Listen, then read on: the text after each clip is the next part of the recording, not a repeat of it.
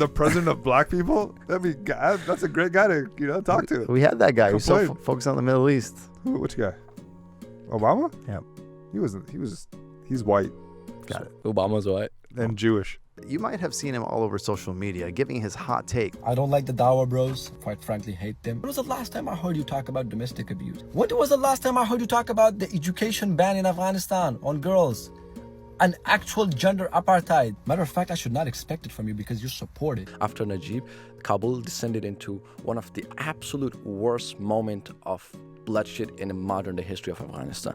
Kabul was completely turned into rubble. When the Soviets departed in 1989, the war had killed an estimated 2 million Afghans. I think the Russian invasion did significantly more damage and had way more chaos and deaths. What's the obsession with ranking and measuring it when we know for a fact that the communists committed massacres? Yeah. And the Mujahideen also turned Kabul into rubble.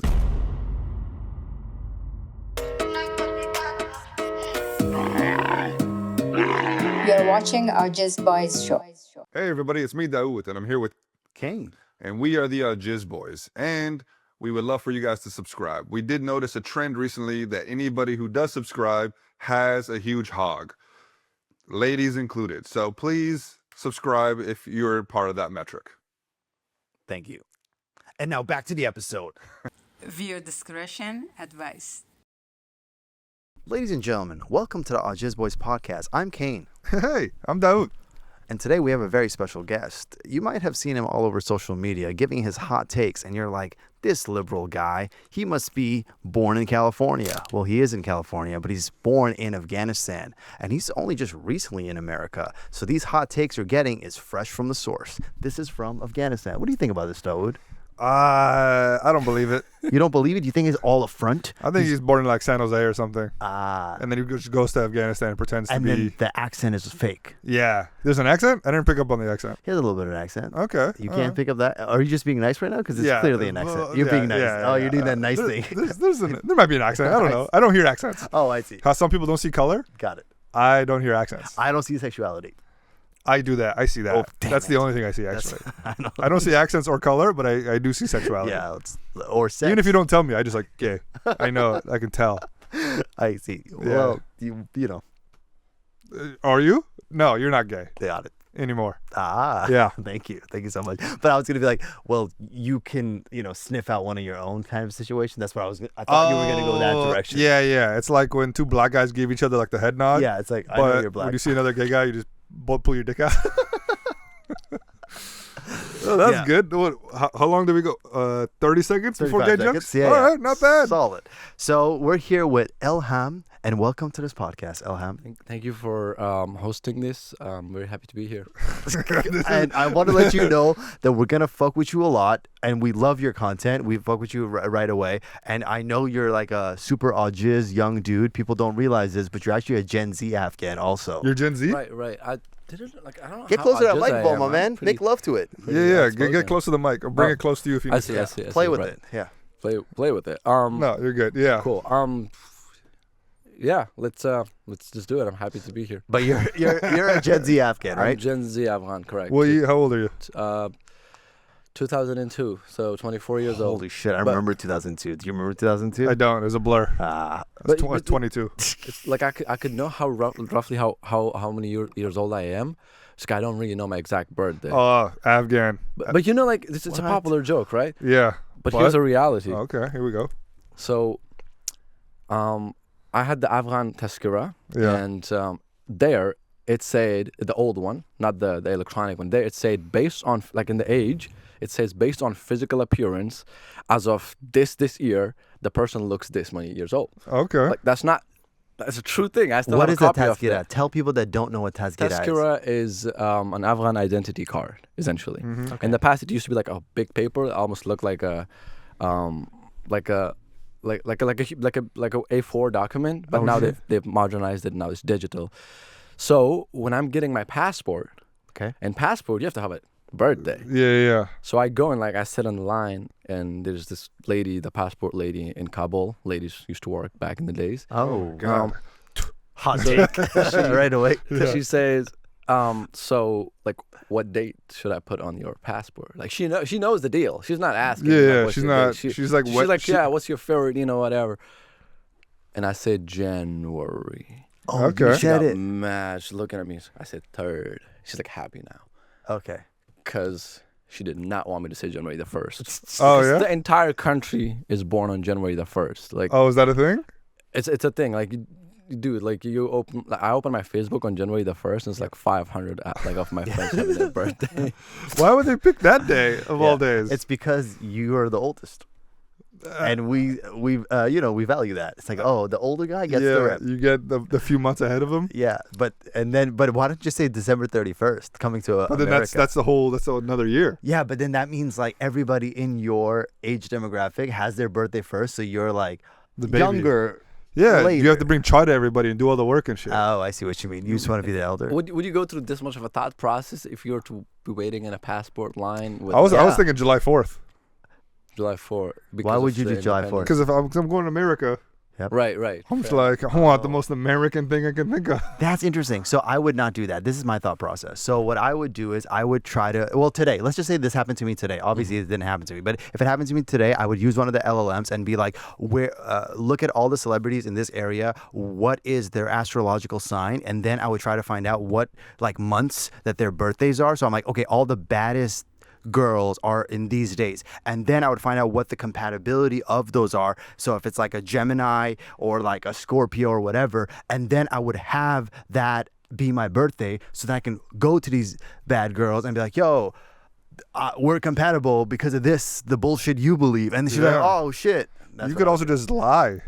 You could just do that. You could just say you're born on this day, and that's it. No, I got to prepare for here- the future. Here's Okay. the difference between you as somebody born in California versus some Oregon. You said Yeah. somebody who's born in Afghanistan come from. You were thinking about all these like Scorpio and like girls. I was just thinking of trying to get the hell out of there. Oh, Yeah, I see. yeah. I just needed my passport more Got than it. more than anything. Yeah, January But 3rd is a good day though. it's- But so it's a you horrible still don't know birthday, I your can tell you. birthday. It's You not still great. don't know your birthday. No, that's yeah. And like one day I was telling my dad, I was like, Dad, like you're educated guy, like you could have wrote that thing down. He's like, Yeah. well, I did. It was on like some paper, and I'll find it for you. So he was like, so he actually went down to the basement and pulled some paper, and he was like, here. It's like, He probably and just he wrote it in down that even moment. the exact hour that I was Wow. born, and I was like, thank you. Like I thought we didn't know. So I taken a photo, and I lost my phone, and 1 year later that paper is gone. So You back didn't to the basics. You didn't even remember I that? didn't. I tried to remember. I forgot. It's whatever. Do we just man. care too much about a birthday? Like, That's Do the thing. Afghans Though. Yeah, care they don't about even care about birthdays? birthday. Is birthday a thing in Afghanistan?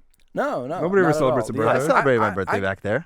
Yeah. Yeah, did? but I was a kid. They celebrated kids' birthdays. You never got a birthday as a kid? No, never. Like You never got cake?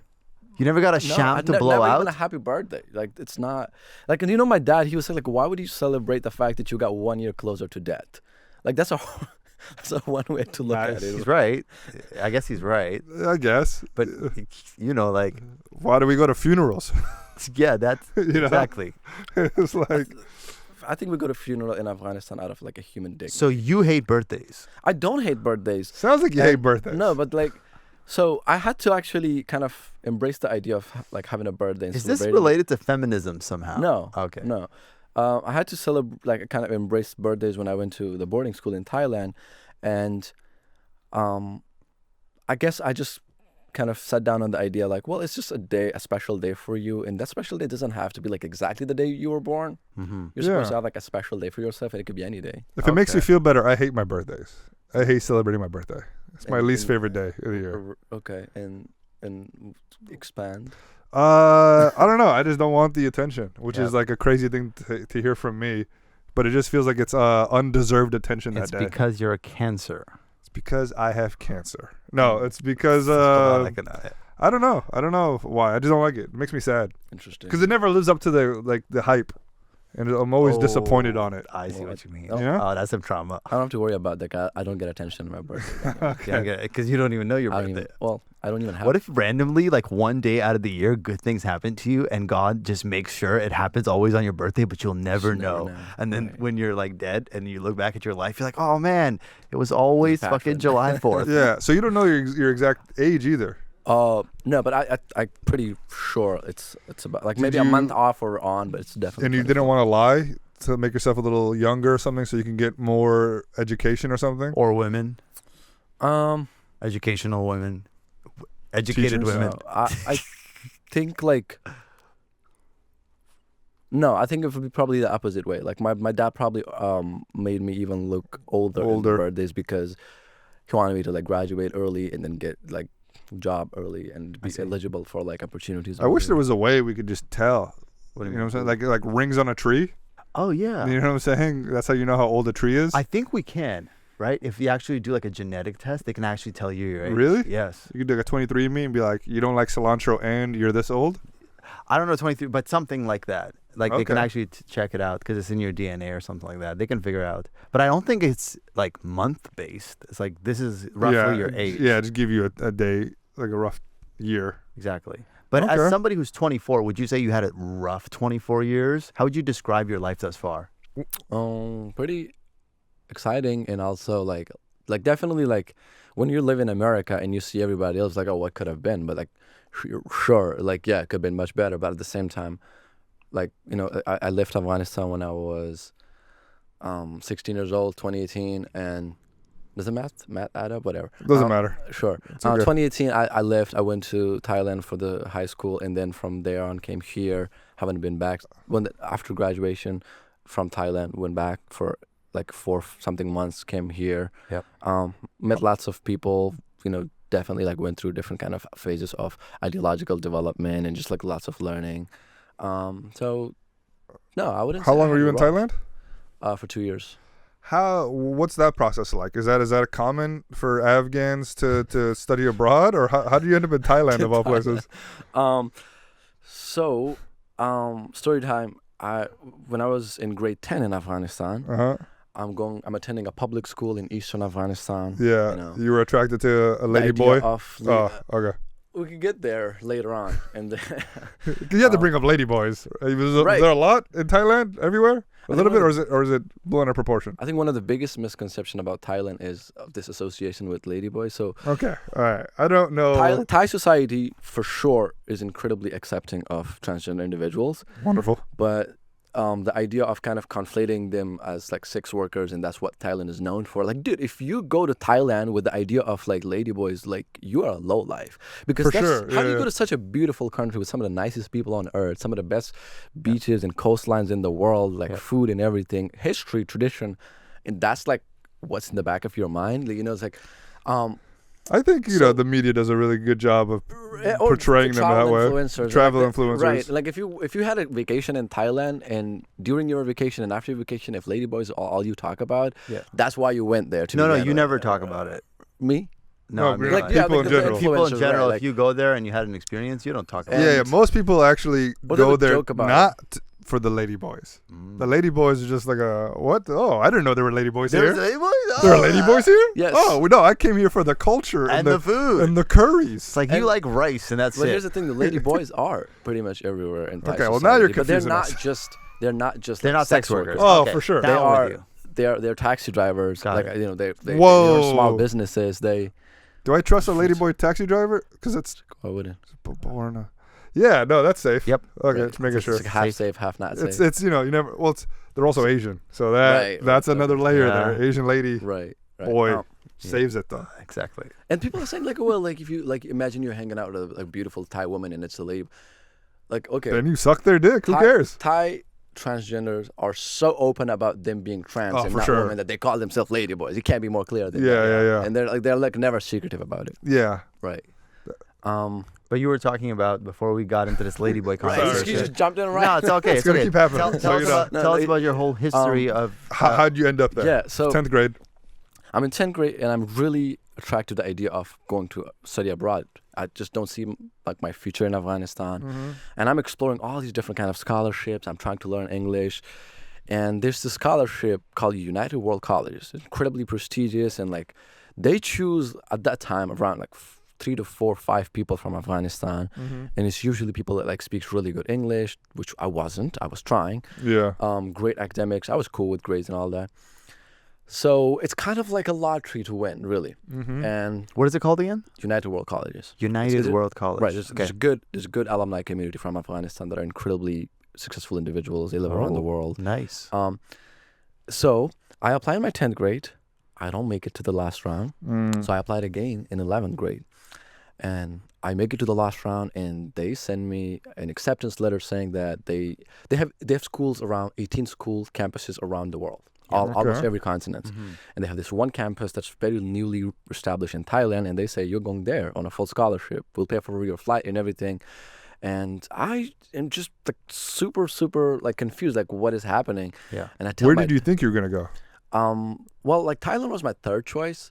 But every Afghan, they either want to go to U.S. or Europe. And, and the scholarship had a bunch of campuses across both. There's one in U.S. and there's a bunch in Europe. So I tell my dad that I got the scholarship, and he does not believe me for a single second because Afghanistan is so corrupt, and all the scholarships, they were either bought or paid for. But they would go to like the kids of like the authorities, Interesting. And he's just like, no, I don't believe you. Yeah, like you might have to sell this to me. And I'm like, Dad, like, seriously, I need money to get my passport. I'm out of here. I got my flight tickets. Yeah. And he tells his, like, coworkers, he's like, hey, my son's talking about, he got the scholarship thing. And his coworkers, maybe out of jealousy or whatever, they say, well, we know what it is, an online scam. And they're going to get his money. And he said, well, no, he's asking money for passports. Like, it seems like pretty legit. And they say, oh, we know. It's a human trafficking ring, and they're going to take him to Israel. They're gonna steal his organs. Yeah, your skin. Right, and I'm like, I know Israel is known for a lot of bad things. I just don't know if they have like an active organ trade industry there. Yeah, unfortunately. They did. I don't know if it's still active. I have nothing about it, but Nothing anyway. gets past them. Right, They do so, everything.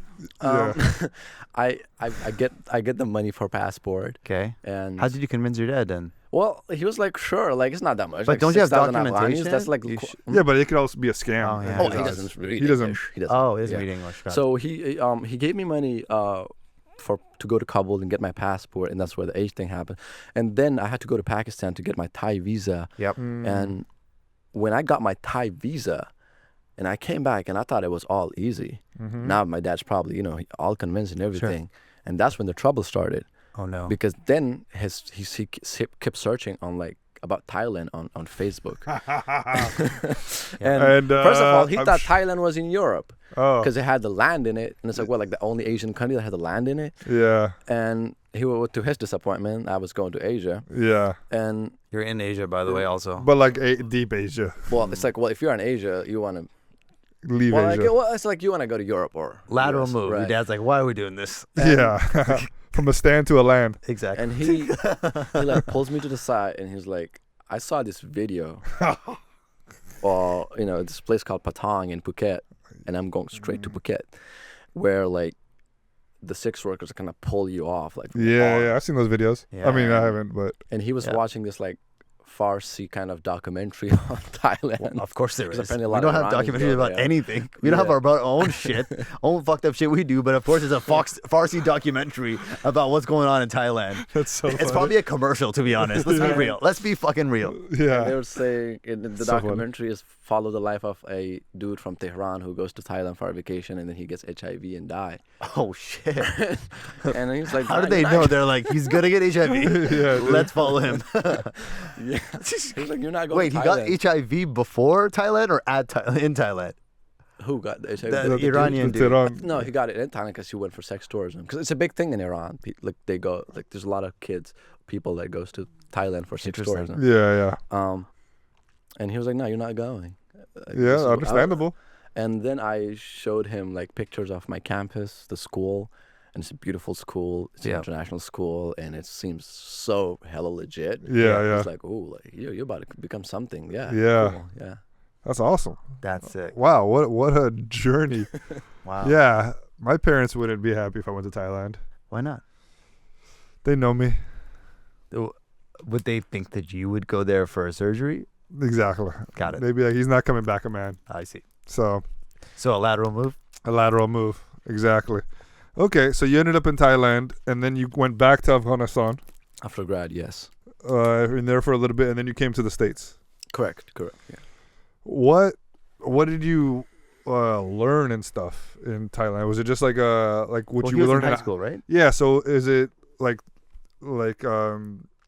is it for like the job market, or is it just like what we learn in American high schools? No, it's so I did IB there. I'm not sure if you've heard. Yeah, we have IB program here. Right. So, and the school system was essentially kind of like a mix of German and I guess American system. Like we had homeroom and everything like that. We didn't have school shooting. Nice. Well done. Not so American. Exactly. He was saving that. I wasn't. You just came up with it. Good job. My boy's like, I got bars. Yeah, okay. All right.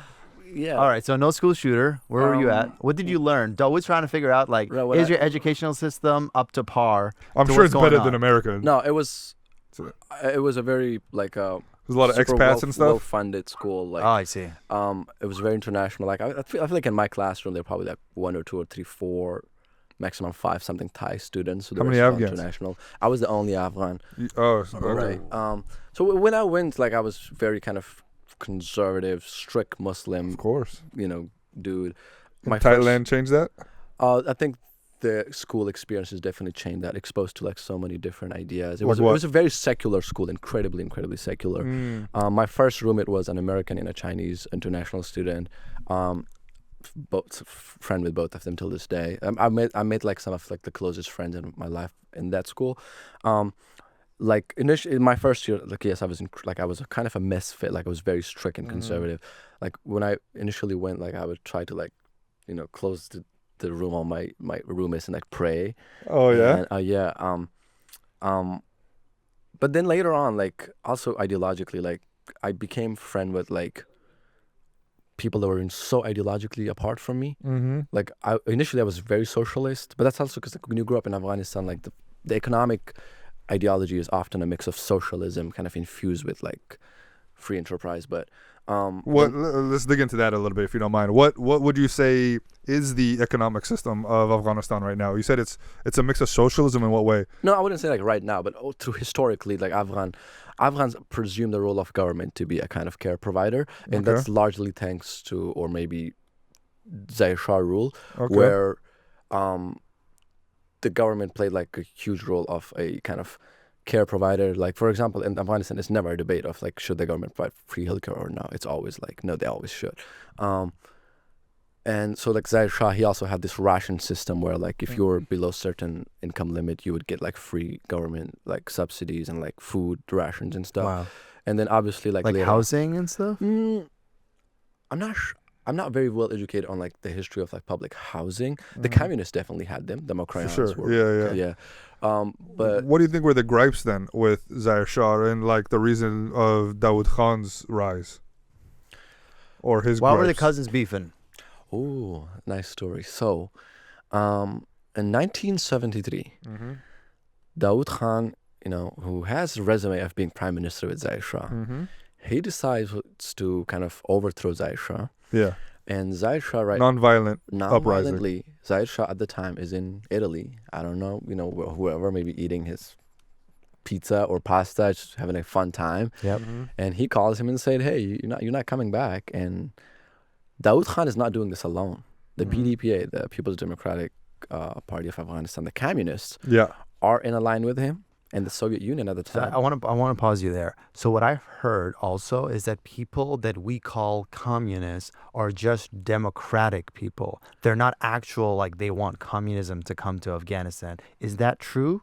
The communists of the 1980s were in Afghanistan were hardcore communists. Militant, there's also different factions. There's different factions? Okay. But what you're saying is, the ones that are backed by the Soviets, by the Bolsheviks, are straight up communists. They were very strict. And communism isn't, it gets such a bad rap, but it's not a bad word by any means. It's just... And Afghanistan is certainly a bad... Yeah, for sure. It seems like with the Afghans, you throw them down, be like, you're a communist or something. That's like trying to insult someone. Right. Even later on, like the term communist... It became atheist. Became conflated with somebody who supports foreign invader at some point. So even like pro-American people in Afghanistan in the last 20 years were sometimes even called communists. Because you like America? Because that's actually so funny. Yes. Well, you're like, you're like America. What are you, a communist? Like you don't know, like the people who hate them the most. Yeah. That's hilarious. Wait, I don't want to derail him from what he was talking about. So you said that Daoud Khan got support from the communists and the Democratic Party. They were buddies to do this particular thing. They were not like ideological buddies. So the Soviet Union, the PDPA in Afghanistan, Yes. and Daoud Khan, they all kind of align at this point, like we should overthrow Zahir Shah. Because what's the biggest spiel of communism or the Soviet Union? Yeah. The monarchies has to go. Yeah. So he'd overthrow him, and then he takes power and he announced Afghanistan as a republic. Thanks, Daoud Khan. Guess what he realizes? Well, I'm not a communist, and I don't like this like repression thing. And he's like, I'm more of a pro-Western person, if anything. Yeah. And he starts to kind of remove the communists from the power that were aligned with him. He tries to like sideline them. He kind of embarks on like having more partnership with the Western countries. If anything, he's incredibly interested in development. And of course, he has some communist ideas, but he's also very attracted to the free market ideals in seeing that the Western world is developing so rapidly with free market ideals. Yep. So he's got a bit of those as well. He's so open to it. And he is so focused. He has this 7 years development agenda. And He doesn't last that long, though. he doesn't last that long, unfortunately. So there is the communists, they feel very angered. Yeah. And the communists kind of start to split into two parties. And in 1977, he has a meeting with Leonid Brezhnev in Moscow, where he goes there on a 2-something-day trip to talk about a lot of stuff, but also part of like maybe like these communists split into two, like how do we bring them together, whatever. Sure. But at the same time, Brezhnev is mad at Daoud Khan. He's saying, hey, I see you sideline the communist, buddy up with the Western world, and guess what I also heard? Sneaky, you got a bunch of advisors from NATO countries. You can't do that. Yeah. And Daoud Khan, he is this guy who grew up in a royal family. Yeah. He's smart and everything and brave, but he's also not the best at like emotional like control. And guess what he tells Brezhnev? You don't tell me what to do. Okay. Afghanistan will be free and we'll chart our own way. Who the heck are you to tell me that? Yeah. There's also maybe a myth or maybe I don't know the reality that he kind of banged the table on him. So Afghanistan at the time isn't that big of a country to like do that to a communist like Soviet leader. And he comes back, and that meeting is very pivotal, but he comes back super angry at the communists, kind of like sidelines them even more, goes ahead and do like a little treaty with the Egypt, who kind of charted the same way. They threw the monarchy, but then kind of went all the way. He goes a lot, like he's mad. So what year is this, by the way? So the meeting took in 1977. 1977. This. Yeah. So and then he also ends up killing a key communist figure and In Afghanistan? arresting a bunch of them, and the communists kind of gets really like stressed out. Yeah. And maybe one of the mistake Daoud Khan did that while angry, he didn't move fast enough to curtail the communists. So before, they're like, and he didn't remove all of them from the Ministry of Interior Affairs, which is the police force and all of that, and the defense. So they know, okay, let's make the move before he arrests us. So they moved into the presidential palace and bombs the presidential palace, killing Daoud Khan and all of his family, including the little children in his family, Oh my God. which marks the misery of Afghanistan and also the biggest and most heinous crimes the communists probably committed against the sitting Afghan ruler. Wow. And so, yeah, I heard there was, that's pretty much what I heard, very similar, is Daoud Khan was split. He was trying to play both sides kind of a thing with the West and with the communists. And he was kind of going back and forth. There was this letter of intent. Do you know what I'm talking about? I don't. Okay, never mind that. Yeah, I want to keep going though. Okay. So who comes in after Daoud Khan? What? So is it like a communist puppet? Who is this person that Is it gets Babrak? picked? Babrak. Yes, I heard about I Babrak. think I'm not sure if No, Babrak was right away. I think they Tariki? had the Taraki and they had Hafiz. Talk about that because our you know about audience that? doesn't know anything. So who's Right, Tariki? So Taraki and Hafiz, they were both members of the communist parties, but opposing parties. Okay. And so the turmoil between communists and Afghanistan persisted throughout, even like all the way to Dr. Najib. But so after Daoud Khan, the Soviet Union moved in to help and support. So like after the communists, they take over, and then the communists, there's a reaction to them by Islamist factions, especially in the East. So there's some militancy that arises. And the Soviet Union says, well, you know what we're going to do is we're going to move troops into Afghanistan to help the communists sustain power. I see. And then throughout that time, while they were suppressing Afghan population at large, at like maximum totalitarian level, there was also like power struggle within communists. So Hafiz and Tariqi, I think, I'm not sure which one killed which one. I think Tariqi was first. Right. But one of them like kind of put a pillow on the head of. So Hafiz killed Tariqi? I thought it was Well, like it's a big Tariqi fraction. stepped down after like 3 months or whatever, however long he was there. He wasn't there for that long. And then Hafiz was killed. Right. I think they put a pillow on Hafiz's face. Okay. They over while he was sleeping kind of thing, one of those situations. Yeah. And then who took over after I think Hafiz? after Tariqi took over. Babrak? Is that when Babrak came in?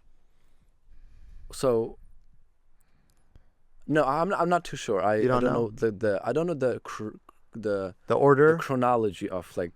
Well, I want to know how we got to Dr. Najib is essentially how we got there. So Najib obviously took over after Babrak, Okay. and Najib early on in the Communist Party was So the leader Dr. of the- Najib, is he an actual doctor? Yeah, he was a medical doctor. Medical I doctor. think he was a medical doctor. Pretty sure. Okay. So yeah, early on he was he had a bit of a bad resume in terms of some human rights violation that were committed by the communist parties at large. Okay. But by the time he takes power, Yeah. you have to give him credit. He realizes that this power struggle game between the Soviet, he realized that Afghanistan is essentially a power struggle ground between the Soviet and the Americans. Yes. Americans supporting the opposition and him being kind of propped up by the Soviets. And he's saying that's not good for the country. That's not good for all of us. And we could see it. Everybody's dying. Yeah. The country's going to Who said this? complete shit. Dr. Najib, that was his stance. And there's a popular speech of him saying, you take your guns back to the US and I'll take all my guns back to the Soviet Union and we could sit down as Afghans and make this country move forward. But at that time, the Mujahideens, they had too much hubris. They knew they were going to win. Yeah. And Najib could probably suppress them if he really tried to. He had With the help of the Soviets. yeah, he had all the guns he needed. And there's a popular speech of him saying, what's the point? Yeah. What's the point if I killed 5 million and tell millions of you? Like, who am I going to rule over? And he was saying this, why don't you see this exact same point? You keep saying you're going to win this till the last, like, you're going to fight till the last minute. Sure. But, like, at some point, like, who are you going to be ruling over? Like, dead people in graves? Wow, this is so like, I haven't heard these Sentimental. speeches. So, Do you have Yeah. these speeches? Are they on YouTube? they are all over. And within the Afghans, after like 2001, Yeah. within the young generation of Afghans, no matter which ethnic group or which political parties their like families' loyalty lies, Yeah. Dr. Najib's speeches became viral sensation across Afghanistan. Didn't matter what political No, ties yeah, you like had. I have friends who are like, they're like my family is like kind of like my dad. He was a Mujahideen fighter. Oh, But like I like everybody around me and including me like deeply admire those speeches. The Whoa. speeches came to kind of they did a very interesting job. Those speeches they became to kind of give a different perspective to the younger generation of like exactly how much betrayal that happened to him. Yeah. That sure, like everybody, like the communists, the Mujahideen, almost everybody had a huge part in the bloodshed and everything. But there's also this particularity that came to Najib where like he had a peace proposal that was continuously like rejected. Yeah. And he was this guy that was such a pure patriot. And it kind of lived like a living kind of history. And also like in the past 20 years, like Dr. Najib, if you were to like even this day, like with this mic, go in the street of Kabul and ask 5 old people, 5 young people. Yeah. And you will see that 7 out of 8 of them and ask them like who's their most beloved president. There's also like actually a viral video of somebody actually Oh, do that. there is that. They will say Dr. Really? Najib. Especially for the Kabuli people. The It's so Kabuli in- people love and adore him. Interesting. So well, maybe before Daoud gets in there, to the audience that doesn't know, and I'm one of those people that doesn't know, what's his political ideology? Communist. Well, early on he was a communist. Outside of tell us the whole story. Tell us the evolution of where he became, where he started and where he became, if you So can. early on he's obviously a communist. Okay. Yeah. But later on, I think there's also another interview of him where they ask him like, are you a free market guy? Are you a communist? Are you this and that? And he's saying like, all these isms, whatever they probably generated, do not apply in their full capacity to the Afghan society. We have to like be very pragmatic. We have to think about what works here and do that. Yeah. Yes, early on he's a big communist guy. Yeah. But later on, he realizes that like no, pragmatism is what happens. How long was he in power?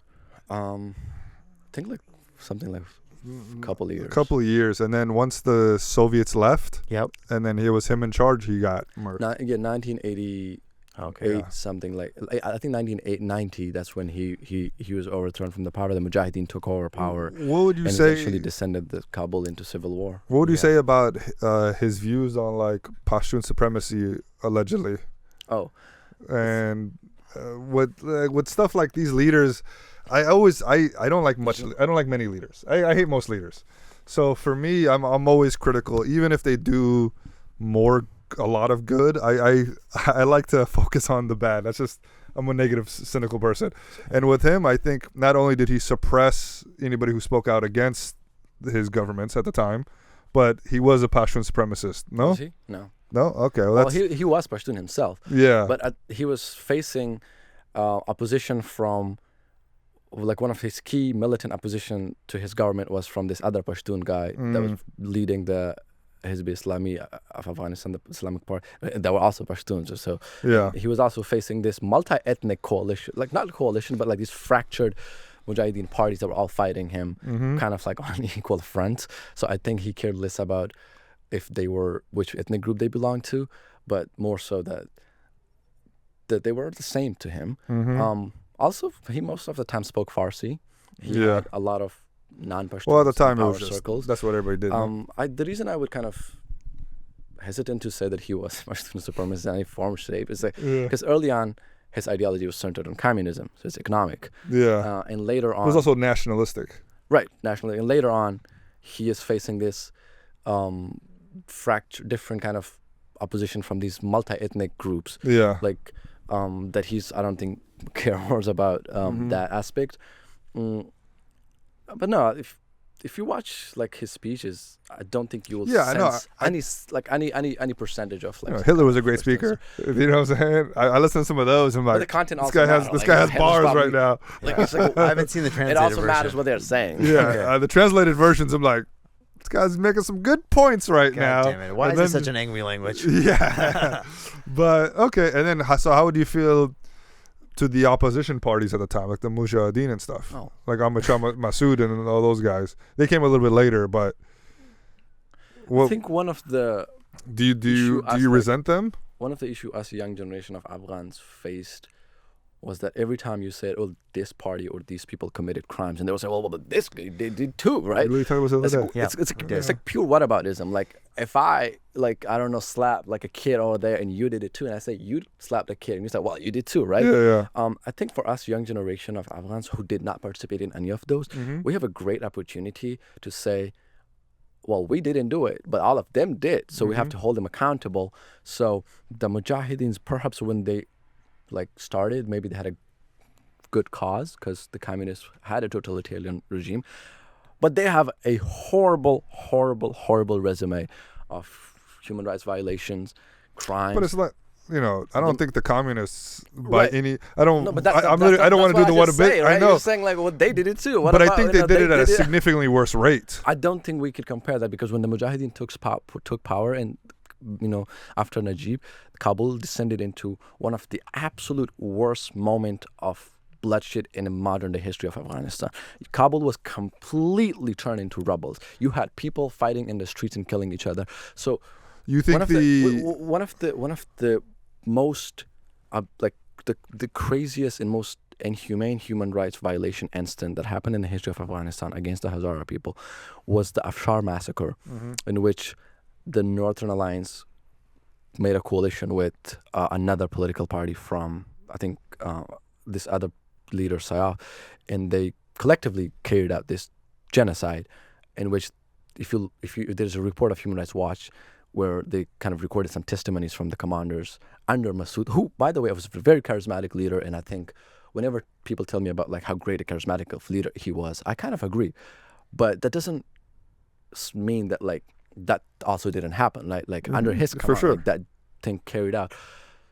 Like one problem also was that like when you spoke about these issues, they would tell you like, well, but like they kind of conflated them with ethnic groups, but they're not, right? They would say like if you're a Pashtun and you talk about like the crimes that, let's say, the Northern Alliance Committee or the other political, they would say, well, but what about the Hizb Islami, who was mostly Pashtun? Like, who cares? Like, they did it too. They bombed the fuck out of Kabul. Yeah. You know? So I think one of the biggest mistake in 2001, after we were trying to create a new Afghanistan, that happened, that made everything goes to complete Who was in shit. charge then?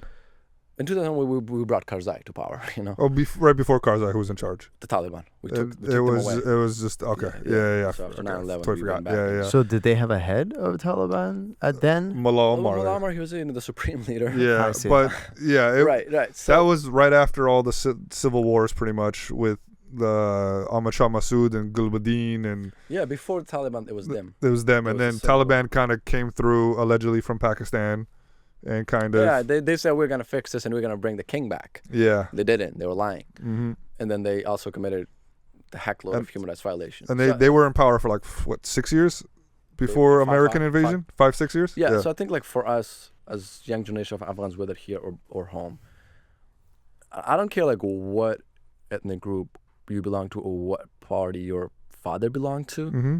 It doesn't matter. For me, you didn't do any of those. Yeah. And I want you and I to sit down and say, whoever is alive of those people still has to face court in The Hague. For sure. It doesn't even matter if they're old. Got it. Yeah. I don't care if it's a communist or if it's somebody who belonged to the Northern Alliance or Hizb Islam. my They have to go to court. only concern, and I could be completely wrong here, is I feel like a lot of growing up, we were taught how bad the communists were, right? And then I felt They like were bad though. they were, and then I feel like maybe 5-10 years ago, there was a shift because maybe I'm American and like American leftism is so popular now that we're like, no, actually the communists weren't so bad, and it's like a whitewashing of them, and now we're speaking like in this like it was the Mujahideen who actually did a lot more harm to the country, as opposed to like I think the Russian invasion, or quote unquote, did significantly more damage and had way more chaos and deaths, right? Like I think Wait, what's the obsession with ranking and measuring it when we know for a fact that the communists committed massacres yeah. and the Mujahideen also turned Kabul into rubble and killed almost everyone? You have to like, Because I think one is what's the point of like measuring those two when we know for a fact that the communists, they would bomb an entire village to death, and the Mujahideen would put a bunch of people in a container ship and put a rocket into that. for sure. Like like well, I we, think we one- could say we don't have to rank them. I totally understand, but I think in the context of things, one would be viewed as resistance versus the other. Who were is- they resisting in 1990 when they took over Kabul? Oh, And okay, each yeah, other yeah. for sure. I think after the resistance, they went into the civil war and broke apart, obviously, and we could talk about that. But to me, it's like when there's an oppressor, that's crimes against the oppressor are less matter less, in my opinion.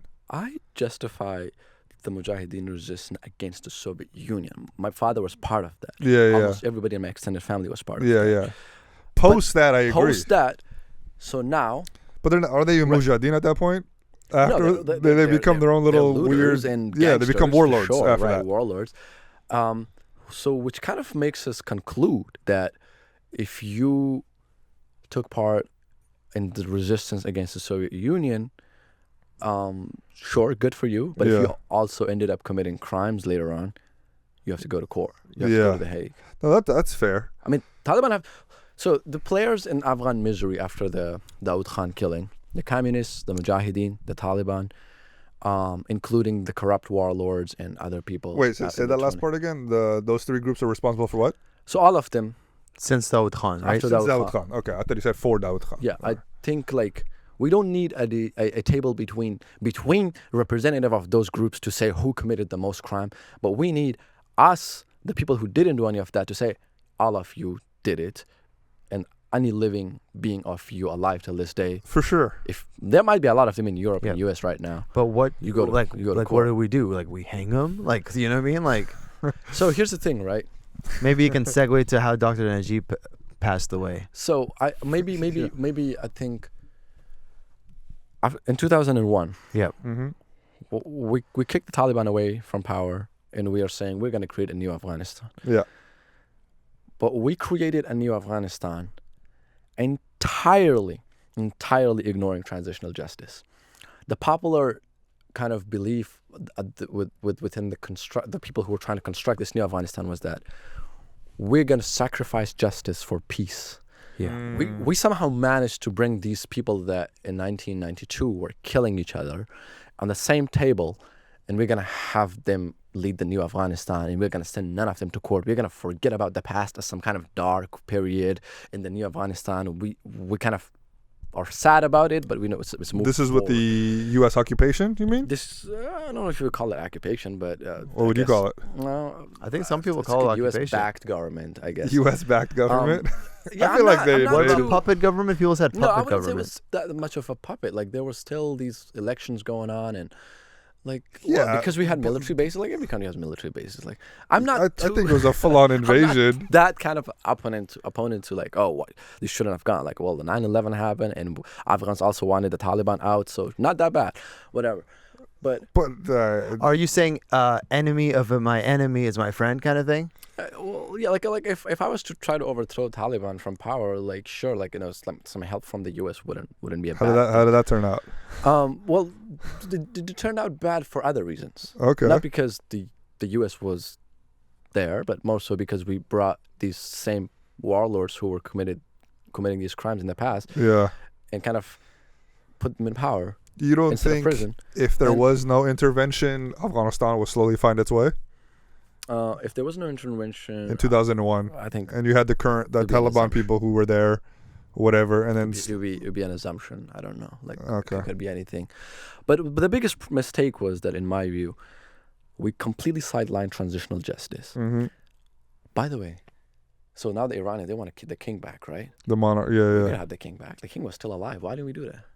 Yeah, Why didn't we do that? our monarchists don't really... No, Zaid Shah was still alive. Oh yeah, Yeah, yeah. you're right. He came back, right? He came in. He was more benevolent of Afghan king than Reza Shah Yeah, Pahlavi was. I'm Muhammad Zai. My family loves Right, loves so- the king. So So here's the thing. Okay. We tried and we wanted to. Oh, okay. So this is in 2001, what year was this? 2002. 2001, yeah, and they're trying to have this jirga in Afghanistan, lawyer jirga, which is a Pashtun tradition that has been institutionalized, kind of like a grand congress of Afghan kind of Okay. elders, and they sit and they decide on big issues like constitution and all that. And they say the U.S. and the international partners, they all agree that we're gonna have this grand assembly, and they're gonna choose the representative. Who to be the leader? We could have Karzai, or they could just decide to have the king back. Yeah. And we're gonna let them decide, right? yeah. And the warlords are like, oh, no, like, Yeah. and then they're like, well, we'll see what they say, but that's not what we want. And it turns out that a lot of the participants in the Grand Assembly actually wants the king back. Okay. Ooh, that's a problem. So the warlords tell the Americans, hey, we don't want that. Yeah. Well, it doesn't matter if they think that's the best thing for Afghanistan. We don't care what's the best thing for Afghanistan. Who are these warlords? The warlords were predominantly from the northern alliances at the time, with some other Pashtuns and Hazara. So this warlords as anti-Taliban well. factions. Yeah, including Karzai was moving around as well. You know, Karzai knew he was the most favored candidate for all of them. Karzai from He fa- California? Yeah, he had no. From Concord.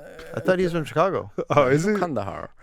Why do we think he's from California? Why do I thought- think he's from California? I thought he was from Chicago. He fit the best. He fit the best of like, what Chicago. they were He's looking not for. I thought he's from Concord, California. That's what I always Oh. thought. So he's not in. So he's an Afghan. Karzai, Hamid Karzai. Yeah, like so he had no ties to America. Like he Well- wasn't in America. I'm not sure where he was at the time. I think he was in Kandahar at the time. I thought he almost like I died, thought he you know? lived in America for a long time. That's what I thought as well. Yeah. No. I'm pulling this He up. didn't grow up. born there, no. Okay. I don't think he Part- grew up. He He was was part born of of the resistance to the Taliban movement. He was closely aligned with almost all of the. Okay, while he's pulling up this, I want you to tell me like why are these warlords Opposed to the king. anti-monarchy? Okay, so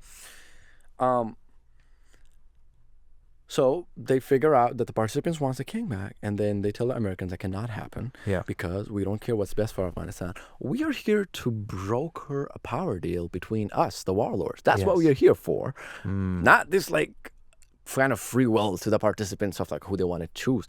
And one of the warlords says, if they choose the king, Yeah. I'm revolting. Got it. I'm kind of canceling this whole thing. And they're saying this to America. saying this American to the representatives. representative. Okay. If the participants choose king, I'm throwing this whole thing away. But why does America care? They're the biggest superpower. No, but the Americans at that time, first of all, they wanted these warlords to be back in power because they were their longtime allies from all the way to Soviet times. And That's the second, interesting context. George Bush is in power. Yes. And his whole spiel was that we bring in democracies to these countries. And at the same time, he's like, it would look bad if he brought the monarch back. It's just not in line with his spiel. Interesting. So Okay. they say, What well, about fucking UK? the king, we'll give you a title called the father of the nation. And you just, chill with that. Yeah. And because the Really? king Father of was the nation? considered the true legitimate key holder of the Afghan state, Yeah. and that the communists and the Taliban and all of that were kind of these pockets of like illegitimacy within the continuation of the Afghan state.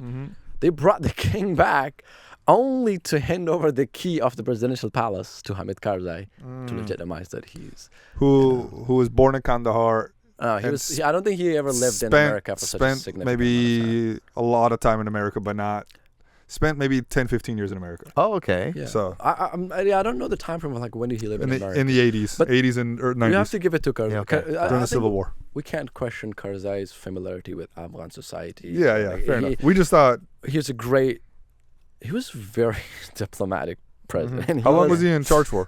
For a very long time. He did the 2-year transitional term. Then he won the election once and then twice. And then you also credit due where credit is. He peacefully handed over the power to Ashraf Ghani as well. Which was probably a bad move, right? I think the Constitution says you can only run. I think symbolically it's a great move. It's a great move. Okay, symbolically, sure. It's but George like, Washington. It's what George Washington George did. Washington, You know what I'm yeah, right. It's- He's like, hey, I'm doing what the I Constitution think you're talking says. about because what happened after. Yep. But that isn't Ashraf Ghani's fault necessarily. It's more America's leaving them. Okay. And he was in power when all the shit happened. I see what you mean. So he was like, all right, I gotta get the fuck out of here. How long was Ashraf Ghani in power before America He won left? 2 elections as well. He stayed in power for. We won the first election and then Yeah. How long? What's I don't know the term limits and stuff out there? How does it work? the turn off events during The term limits. So 5 years. 5 years. So we okay. copied the U.S. government system at large in 2001. So we had the Congress, like we had the Willis Seeger guy, which is the House of Representatives, and then we had the Senate. The Senate did not really play a key role as much as like it was supposed to, and then we had like two like, you know why they choose 2 vice presidents? Why? It's because the U.S. kind of wanted a system of leadership in Afghanistan that satisfied 3 major ethnic groups, the Pashtuns, Tajiks, and Hazaras, and they say, well, it would be kind of cool if the president is Pashtun and then the first vice president is Tajik and then the second Hazara. So they just have 2. I never knew that. Not bad, I guess. That's Cool, so interesting. That's so But for weird. me, like, Did you know that? That's I didn't know bullshit, that. I think like every Afghan, regardless of whatever ethnic group they are, they have to have an equal chance of becoming the president and the vice president. Yeah, we but shouldn't have these like ethnic tags on like. for sure. But I think positions if that was the case, it would be dominated by one group. Do you know what I'm saying? I don't think in you'd ever 2001. always forever. If that was the case in 2001, it would be dominated by not Pashtuns, but instead maybe the Tajik, because Yeah. they were mostly in power. But yeah, so they. Well, if it's a democracy, there's more Pashtuns. No. Oh, interesting. Okay, yeah. So yeah, Pashtuns have this. I need you to get closer to my mic, my friend. That's your best friend. Sorry. You can also, if you want to lean back, you can bring it with you. Yeah, play with it. It's your mic. there. There If you're we comfortable go. there. It should be comfortable. Um. Okay. Democracy, I and tried you're to, saying like, it's going to be stay Pashtun only. I think I actually kind of like this idea of like, It's All DEI ethnic vice group? presidents, dude. why not? Why don't we have multiple and all of them are their own representatives? Dude, In the if we U.S., had we a can have pre- a white president, And a black Hispanic and black vice presidents too. Hispanic makes sense, right? Because of, but I think, Dude, having the president of black people, that's a great guy to talk to. we had that guy who's so Complain. focused on the Middle East. Which guy? Obama? Yeah. He's white Got it. Obama's white and Jewish. Oh. and Kenyan Muslim. Yeah. and Hawaiian. I like that you know so much, so thank you so much. And we've been giving you an opportunity to like literally inform us and the audience. But I want you to go back to Dr. Najib and how he was caught, or like what happened to him and what happened to him at the end. We didn't talk any of like stuff about my content. Hey man, Who cares? This is your content. Yeah, you're a history teacher now. Yeah. Also, like my Afghan followers are very ethnically diverse. Yeah. I feel like Afghans across different ethnic groups, as long as they're like a bit liberal, they like really like me. Yeah. I would not want to like alienate them, by getting into like too much of the weeds of like inter-Afghan politics, because they are like super sensitive. Yeah, but you're going to the history, man. Right, You're not even factual giving your own history. bias. You're not condoning Yeah. any of this stuff. You're actually been like super diplomatic. You're the Karzai. I'm the Karzai. You're the Karzai. Exactly. You're the vice president who's Azarat, I'll take it. and I'll be the other one. He says our Yeah. with two Pashtuns. Okay. Perfect. I'm actually we need a Tajik I'm on actually the stage. Tajik. Okay, he's I'm actually Tajik. Tajik. Okay. Tajik. He just saw me naked once. Now he thinks I'm a Zara. Hilarious. It's an Asian I have joke. a But Talk about I want to talk about liberal. What being a about- liberal? Finish Dr. Najib. Talk about what happened to Dr. Najib towards the end. Obviously not positive, but We know what explain to- happened. not everyone Everybody knows. knows what happened. No, tell us what happened. He What got year hung- was this? Hanged, not hung. So in Maybe float. 1990, I think he lost power Okay. and he flits to the UN headquarters Sure. to kind of claim asylum. Yeah. And he's there, and he's watching the country descends into civil war where Yeah. people are killed by assumptions. Yeah. You belong to a particular ethnic group, I'm gonna assume you belong to that particular political party. And they're just killed in the streets. And the Mujahideen didn't kill him. I guess they were too busy killing each other. When the Taliban takes over. When is this? 96, 97? So I think like the Taliban took power first time was it in 1995? Yeah. it's 95? about- All right. 94, 95. Yeah. Sure. So they take power and there's a group of Pakistani intelligence officers that we're finding out later out, because some of the Taliban said like, well, like we officially killed him, but actually like some of the Taliban leaders who defected later on in 2001, they told the story that like it actually wasn't them. So that some of the Pakistani intelligence officers, they go and they go ahead and like execute President Najib. Partly because Dr. Najib had a very strong anti-Pakistani stand. And I think a moment of embarrassment for us as Afghan nation that our division led to the execution of one of the Afghan president. Yeah. Because ultimately, who gets to be prosecuted? Like I'm sitting here the whole time I'm saying these leaders have to go to court. Yes, Yeah. yes. But it's like ultimately, we Afghans should decide who For gets sure. to like be punished, right? Yeah. Outsiders shouldn't do that. Exactly. Not even America. Especially a patriot president who loved Afghanistan. We know for a fact I hate communists. Like you saw me talk shit about them a whole lot of times. But Yeah. I mean, you gotta agree that he was a patriot who loved Afghanistan. Yeah, maybe in a different way, but Okay. Okay, that's well, to close that chapter. Thank you for giving us this historical lesson. And by the way, like those topics were all fake. We're gonna talk to you about what we want to talk to you about, and this our audience will love even more because, like, bro, the history of Afghanistan. Think about it. Like for you, you just know this because like you came there recently. But to the diaspora, we don't know shit. We're Canadians are worried about Louis Riel. Americans are worried about not even understanding where the rest of the states are. So we're all having difficulties on our own as the diaspora kids. So if you're able to tell us the history of us, now we can actually get in dialogue. We can do more research. So if you can just give us even surface level stuff, I think this means more to being like, oh, what made you create content about Muslims who are Daoud brothers? Was that the questions? That's some of them. But I do have actually questions.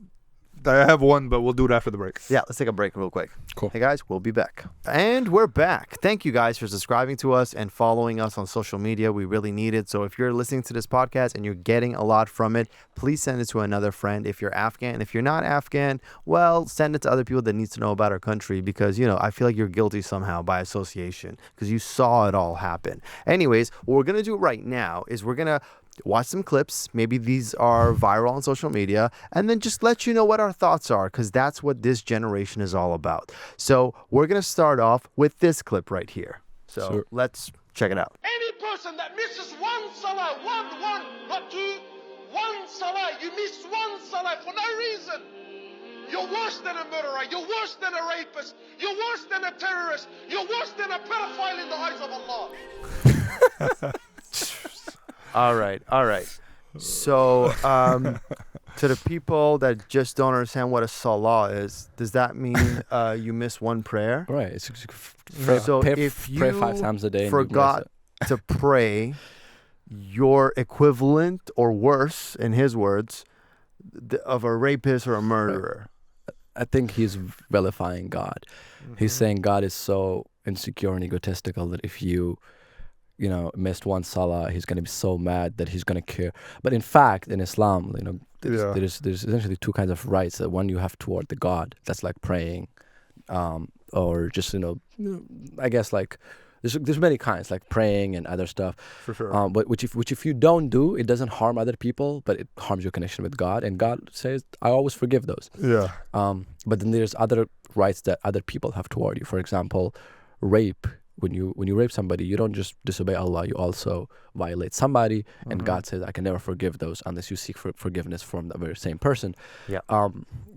Yeah, he's making God out to be an angry girlfriend. Yeah. You have to text 5 times a day, and if you miss that one text, it's over. the end of the world. Yeah, exactly. She's gonna kill you. God, So relatable, but not accurate. God is more benevolent than that. Yeah. God is more chill. God is also incredibly friendly and like a loving human being. So some people are saying there's all these like liberal Muslims that makes God like a Christian kind of like a love figure. It's like no, and there's 99 names of Allah, and there's only one of them is Qahar, which is right, like somebody who expresses anger. Like yes, God does have punishment. Yeah. But no, Are you a liberal Muslim?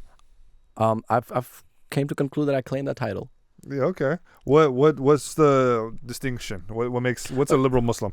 So I call myself a liberal Muslim not because there's like a particularity to it than just being a regular Muslim. In my view, a regular Muslim who follows God's command is pretty much a liberal Muslim. But when I started talking about these things, the Jummah prayer shouldn't be as much concerned about like women obeying their husband, but also talk about domestic abuse and things like that. And the Dawah bros were like, you are a liberal Muslim. And I was like, if that what makes you a liberal Muslim, then I think it's better we claim it, because they're so inclined to like weaponize that term against us. Yeah. So if you think that women and men are equal in front of God, and that God only cares about the person who's more loyal to God, then rather than their gender, then I guess you're a liberal Muslim. See, I'm not liberal though. Is the problem? Right. You're not liberal? I'm not liberal. You probably think like I'm a leftist. Yeah. So I'm a leftist Muslim. Is that a thing? Where you're a Marxist so you're saying, Muslim? It's you're saying, is Islam Compatible? socialist or capitalist? Yeah, I think it's socialist. No. I think the answer to that is probably opinion based. It's like that girl saying British food is good because it's opinion based. You say British food? Do you know that she's never the viral clip? I haven't, because it's not. Nobody says British food's good. Yeah. She's saying British food is good because it's opinion based, and I have the right to opinion. Okay, that's funny. I think, in my opinion, Islam is kind of welfare capitalism. Okay, break that down. What is that? So, like democratic Prophet socialism Muhammad, is what it sounds like? What's welfare capitalism? It's a capitalist system with strong welfare policies, so I guess you could call it democratic socialism. Yeah. So Prophet Muhammad, he marries Khadija, and Khadija at the time is a merchant. She's a rich, big business lady. Yeah. And Islam encourages entrepreneurship and enterprise, but it wants you to be transparent. So there's when Muslims, sounds more like socialism than capitalism. To be transparent about what you're selling. I don't know. It's a key aspects of capitalism. So far, to we're play capitalism. the game of fair. Okay, I'm with him for capitalism so far. Okay, keep going. I disagree already. No, but I'm with you. I'm following. Right. Yeah. So, there is zakat. Yeah. Which is more or less it's not a redistribution thing because it's so small. It's so incredibly small that it cannot be a redistributive kind of practice. It's more or less like it's more similar to like a social security kind of tax, but instead it doesn't only apply to older people, but poor it's kind people. of just overall tax. Yeah, but it's what is it, 2%, right? It's I'm not sure. I forgot. Yeah, but it is small. It's really small. There isn't like Islam protects private property very heavily. So yeah, it's not communist by any means, I don't think, but I think, and the very fact that Khadija was a very big business lady, and Sure. so the idea of making a profit out of product, it's completely encouraged. Okay, so it's okay if a woman has a business. What if the man wants to stay at home? That's wrong. So what if a man wants to stay at home and just like go to a cave and find God? That's encouraged? What do you mean? Where's this? I was just saying, like, when it comes to Islam, let's just say, like, if your wife is working and bringing all the money and you're just out here exploring. Stay at home dad? Yeah. Do you think that's something that Islam promotes? I don't think so. I think Islam promotes like.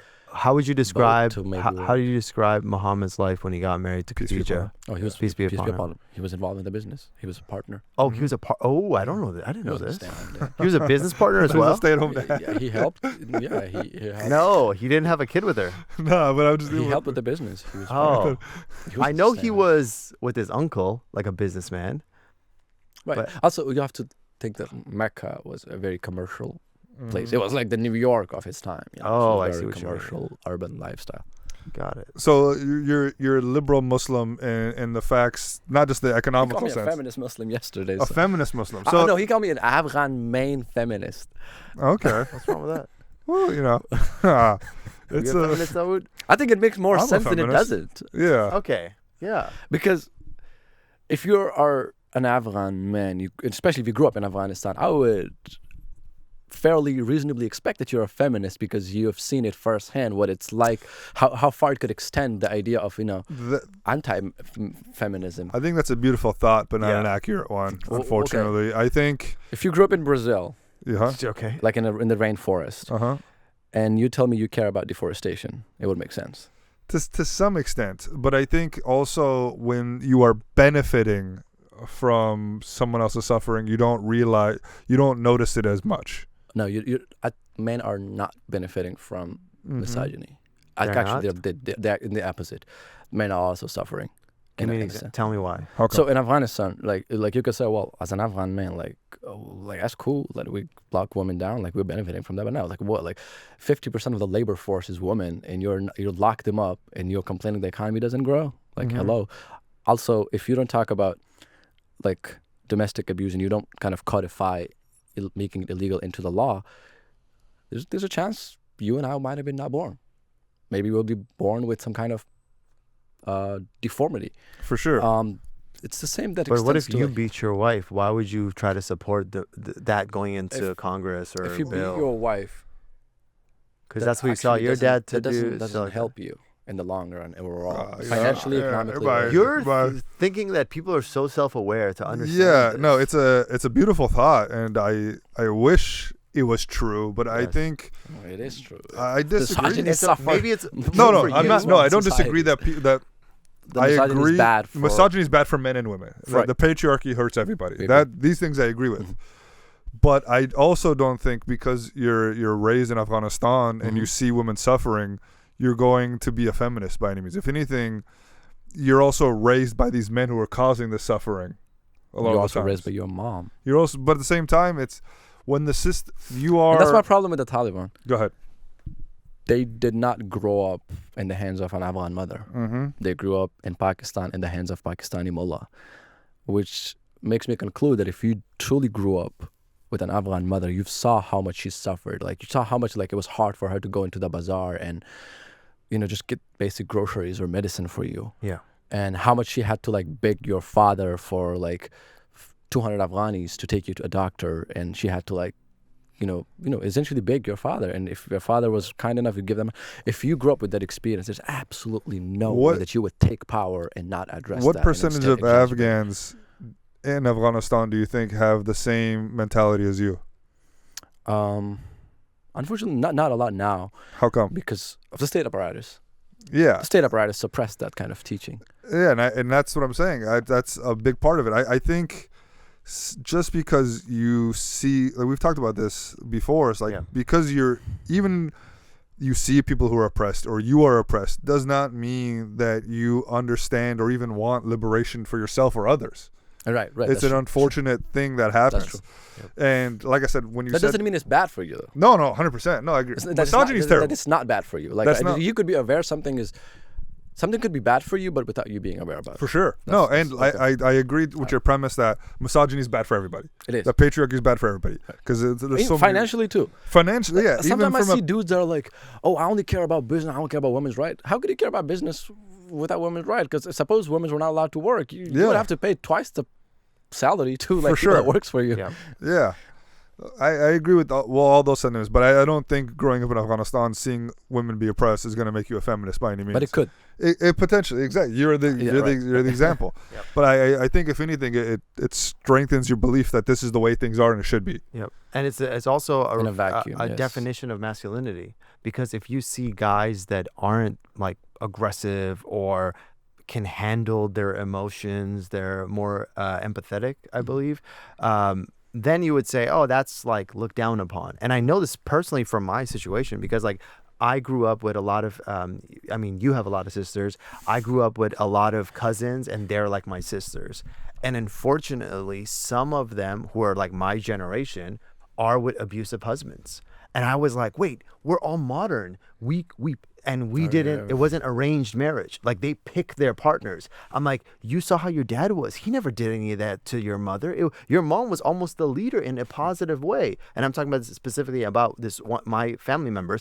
And then I see two of them are married. I remember going to San Diego, and then it was like, they just stopped responding to my messages. Yeah. And that's because I found out later that the husband wasn't too cool to be like, oh, you're hanging out with your cousin and he's a guy.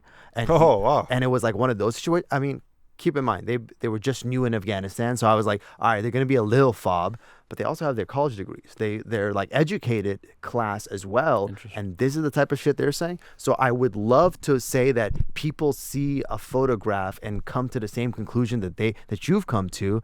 More times than not, I just think like, oh, what's the popular narrative? We're going to run with it. Yeah.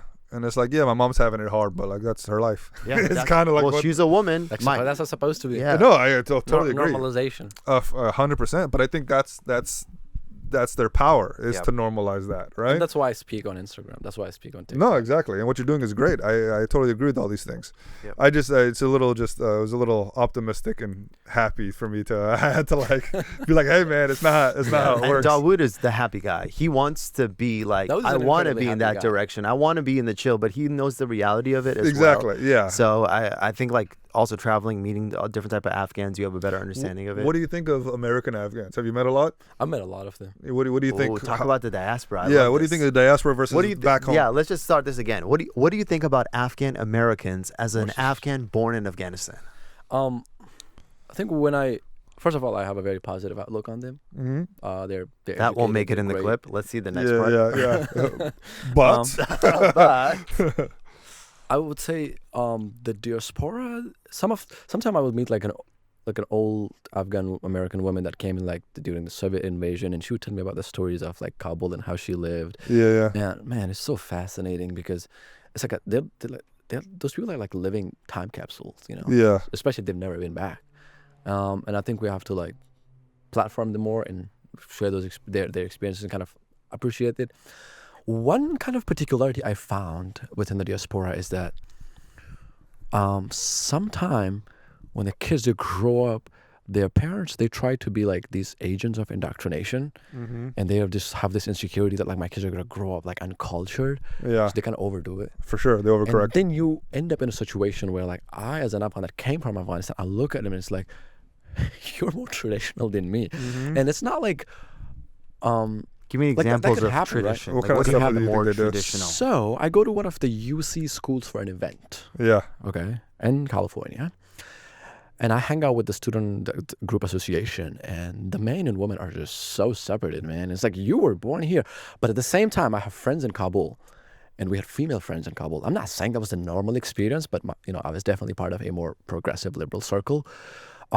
We always hang out together. We made jokes together. We had birthdays together, and meanwhile, like if I was to hang out with those same friends from Kabul, the men and women in LA, it would be different than these kids are hanging out at the UC. Yeah. Wow. How? And I think the reason is that like my friends or like me, when I grew up in Afghanistan and I kind of study my culture, I am in a position to say, well, I don't like this culture. This is oppressive. And I'd like this part. I have more of an autonomy. Nobody can tell me that, oh, I grew up in America, that's why I'm uncultured and I can't say shit. Because I said, no, I grew up in these streets and I have the right to say which one I like, which one I don't. You have more autonomy to criticize culture. Yeah. Whereas if you grew up in America and you say, well, I don't like this particular Afghan culture, You're whitewashed. you're whitewashed. So don't be like scared by people calling you whitewashed if you have a belief that is about not harming people. Yeah. And if it's a harmful culture and you want to stand up to it, you have total sway to do it. Even if you grow up here, like people calling you whitewash, fuck them, because culture isn't something that's like kind of fixed in a community. Like the woman you meet that grew up as a child in Kabul like 40, 50 years ago, she's talking about a different Afghan culture than the woman that's growing up in Kabul now. Because culture is a byproduct of so many different things. Correct. Politics, political regimes, and all of that. So cultures change all the time. Heritage is more important, for sure. Wow. What do you mean by heritage? Like, if you don't know your famous poets, and if you don't know your history, you don't speak your language, then yeah, you're uncultured. Most diaspora don't speak the language, by the way. Try to speak it. How should we learn? Give us some help. So if you want to learn Farsi or Pashto, Do you speak both? I speak both. Yeah. Damn it. Both are Flex. incredibly beautiful Yeah, I don't languages. speak Pashto. We don't speak Pashto at all. I don't speak Pashto. And you're Pashtun. I know. Dude, that I know. Are you But Pashtun? my family, I'm Pashtun. they didn't grow up speaking it. They're all Right, Pashtun, so- Mamadzai, like, and they were like, yeah, Wait, we you all speak spoke Farsi. Come on, give it up. Farsi. What's wrong with Farsi?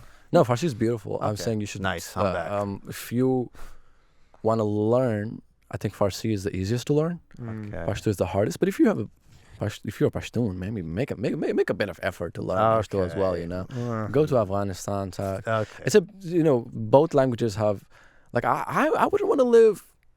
I would not like to live another day in which I don't speak Farsi Yeah. or Pashto, honestly, either, because Do you like speak German Farsi too? gives me access to like such a rich Why kind do you of speak German?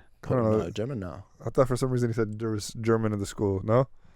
You learned English? we Thai? don't- Anything else? No Thai. No, it's just English. It's Okay. just English, Farsi, and Pashto. Oh, okay. Pashto poetry is also beautiful. So this is what you mean by heritage. Just understand your history. Right. Your poets, your history, your pride, your downfalls as a group of people. You Who's know, your favorite struggle. poet? Just tell us a poet that people could check out. in each of the languages. No, just No, sure. Yeah, I don't know. Just No, give us don't one. answer So, this. give us Pick one. one guy. Give us one guys to check out. And Farsi, definitely Rumi. Obviously, yeah. And it's like so different when you speak Farsi. Like if you have like if you're Afghan. We got in a little trouble talking about him. Oh no, he's great. Oh, Yeah, I you guys, think you he's got in also trouble because great. you say he's gay. Yeah. Yeah. He could be. Who cares? He was a great A poet. lot of people care, apparently. Well, They take it as a personal attack. it doesn't undermine the conclusion that he was a great poet. No, it doesn't change anything. in my opinion. We 100% agree. We said it then. That's exactly Right. our words. Like, I know it's irrelevant, but just in case, he probably was. In Pashto, my favorite poet is Ghani Khan. Okay. He's a secular poet from modern day Pakistan Yeah. and Afghanistan. And his whole spiel is about countering religious extremism and religious rule. That's good. I think a lot of our audience can check that. I'll check those For guys sure. out. What do you feel about like the diaspora? I feel like it's changed, and it's, I think, because of the U.S. Intervention, occupation, whatever you want to call it. A lot of Afghans have flipped and gone more pro. At least Afghan Americans have gone pro Talib because they see. Yeah. Afghan Americans have gone pro Talib. We encounter them quite see often. many Yes. except that one guy. No, Oh, there's dude. He's just the voice, but there's and a lot. He has more followers than we do. So it's Yeah. like, you know what I'm saying? Yeah, there we In go. less time. So like, I'm trying to not have a emotional response to that. For I wanna sure. be diplomatic and strained. But if you're an Afghan American and you are pro Talib, yeah. you are a dumbass. Was that diplomatic enough? Yeah, it's very political answer. Wow. Why would you say that? Like, Yeah. Because you have zero grounds for your stand. What do you mean you are pro Talib and you live in America?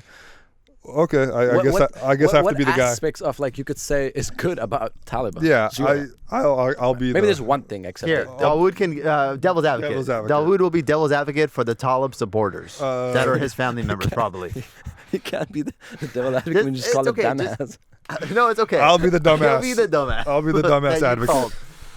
No, I think what a lot of people are saying is, for the last 20 years or so, Okay. there was a U.S. occupation, which is U.S.-backed government. U.S.-backed government. Let's say U.S.-backed government. Sure. Okay, that caused havoc, that the people did not have their own autonomy necessarily, and now for the first time in 20 years, it's them. Let them govern themselves and let them figure it out. And the Talib is the closest they'll ever have to that. For a long time. Cannot be further from the truth in any possible capacity. Why? Because in the U.S.-backed government, you had these elections, right, which were far from perfect, but For sure. number-wise, 9 million people, 12, 11 something million people came out in vote. Yep. And people also had autonomies to run for offices. Sure, not perfect, but still a democratic practice. And now you had freedom of speech, you had universities, you had people criticizing authorities all the time. Nobody went to jail for saying Ghani was an ugly dude or anything like that. Now you have Taliban in power with absolute totalitarian rule, to a point where like not even their top leadership makes a decision. It's like this one person rule that person that doesn't even exist. It's like a little thing in the air. Yeah, and you're it's like saying people Oz. have more That autonomy. corporation. Now? What do you mean? Yeah, What's yeah. your definition of autonomy? Yeah, I think what they're saying is, who the fuck is calling me? Okay. What they're saying is that it's they don't trust America, Oh, right? they trust I trust America more than I trust Taliban.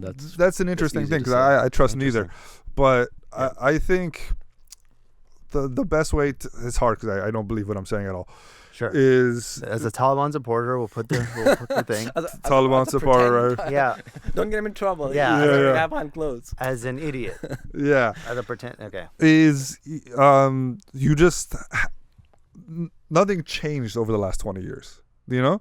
That's not true. What changed? Lots of things changed. So in 2001, when we went to Kabul was rubble. Yeah. Complete rubble. Nothing in there. Nothing. Completely nothing. Yeah, they built in infrastructure. 20 years, the GDP went from like $1 billion to 20. For sure. We had. But it wasn't self-sustaining, right? They didn't put anything in the people so that it would last once they left. And as soon as they left, everything went Here's back the to what it saying, was. right? It's like you have two kids, and one of them comes home with a 90% score, and the other one comes with a complete failure, 0. And you're saying, I like the 0 guy because you're not perfect. It's more the kid who got 90 had a tutor and was having people teach him and do everything, where the other guy was just figuring out on his own. But he still got a 90. I hate this. I hate this analogy. Can we use something else? Okay. Trauma. Yeah. I hear it, but it's also, to me, another thing I guess they would say is, I think what he said earlier, where he's like, everybody has like blood in their hands or something like that. Maybe it's kind of like America also had some fucked up shit, but in the midst of all that, look at the things they've accomplished. Is that kind of what you're alluding to? No, it's like the U.S.-backed government, obviously so far from perfect. Of course, I'm a big critic. yeah. But to compare to the Taliban is the wildest thing. Well, you could okay. possibly say logically. We'll get into what I've heard people say. During the U.S.-backed government, Bacha-bazi was significantly more widespread. It was more rampant then than it is even now. The Taliban at least cracked down on it, allegedly. The Taliban themselves are the No, for sure they biggest do it, gays. but it's they are way stricter on it. Drug use has gone significantly Oh yeah, I down. heard about drug use. But it's But go ahead. Yes, it's authoritarian. it's like, man, like the drug usage went down and everything else doesn't matter. Like it's like how The corruption. right. It's like I'm pretty sure I don't know what the drug usage in North Korea is, but it's a fucked up society. You're right. Okay, that's Society. It's like it's the country. You can swear, by the way. right? Like, and I'm like. This is a very. I'm not saying that there's nothing about the Taliban government that are like necessarily better than the U.S. back. Maybe certain aspects. Maybe there's more some people will say that centrality of power is a better thing that the Taliban brought compared to like, the previous governments are more fractured in terms of power. But at the same time... By the way, I actually like that. I think that's weird that if I say, oh, only in Kabul they believe that system, but here we do our own thing. I kind of want us all to be under the same thing. The US back, during the US back government, a tremendous amount of improvement happened in Afghanistan. Of course. And like the biggest struggle in itself was the Taliban at the time, that they were blowing up schools and roads and killing our soldiers and people and attacking universities. So they were themselves the biggest problem. You say, well, during the 20 years, there was no good security because the Taliban were doing the insecurity. And of course there were warlords in power. Of course there were corrupt people. But it also... Infrastructure developed. We got paved roads. We got universities. We got hospitals. We got... the girls' enrollment in education and everything just went up like significantly. Not like enough. It will never be enough for me, especially somebody who's super liberal, right? Yeah. But to say that like that is somehow comparable to the Taliban because the Taliban are able to like reduce drug use, like it's completely for sure. Drug use was one of them. Bachabazi was another one. Yeah. So I'm not sure. Crime in general has gone significantly down, and when it comes to infrastructure, yes, they built a lot, but it also from again what I was told, this could be inaccurate. The wealth gap was significantly higher than from the top guys, the politicians who were getting all this money from the government, pocketing it, while the people weren't. And I don't know. I guess maybe like the big cities like Kabul and stuff got better infrastructure. For most of the country, the roads never got paved. I lived in the eastern Afghanistan, and there was improvements in infrastructure. Not enough, but it was improvement there. We went from. I remember the first time we have paved roads. To me, it's just like the amount of money that was coming in versus what was actually being done.